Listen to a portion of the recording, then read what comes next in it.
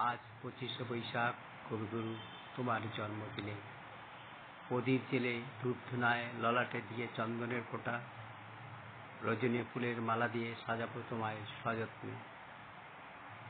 শ্রদ্ধার সাথে তোমার জন্মদিনে আমরা করি তোমায় স্মরণ। কেউ বা তোমায় স্মরণ করে তোমার সুরেলা সঙ্গীতে, কেউ বা তোমায় খুঁজে পায় তোমার কবিতায়, কেউ বা আবার নৃত্যে। বাংলা সাহিত্যে দেশপ্রেমে তোমার আছে অগাধ টান।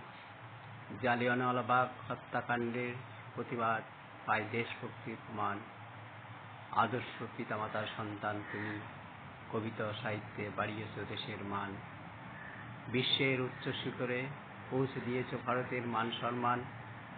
গীতাঞ্জলি কাব্যগ্রন্থ ইংরেজিতে অনুবাদ করে তুমি হলে নোবেল জয়ী। ভারতবাসীর গর্ব তুমি, থাকবে বাঙালির হৃদয়ে অমর অজয়ী। ইংরেজদের অত্যাচারের বিরুদ্ধে ত্যাগ করেছ নাইট উপাধি। বীরভূমে বিশ্ববিদ্যালয় প্রতিষ্ঠা করে নাম দেবে বিশ্বভারতী। কবিতা, নাটক, এমনকি সাহিত্যে যেখানে দিয়েছ হাত, ফলিয়েছ সোনা, ঘুচিয়েছ বাংলা সাহিত্যের আধার রাত।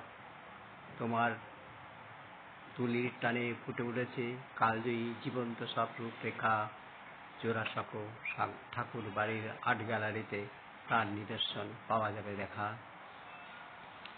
বহুমুখী প্রতিভার অধিকারী তুমি, আছে প্রমাণ শত শত। আজ তোমার জন্মদিনে শ্রদ্ধায় আমরা করি মাথা নত।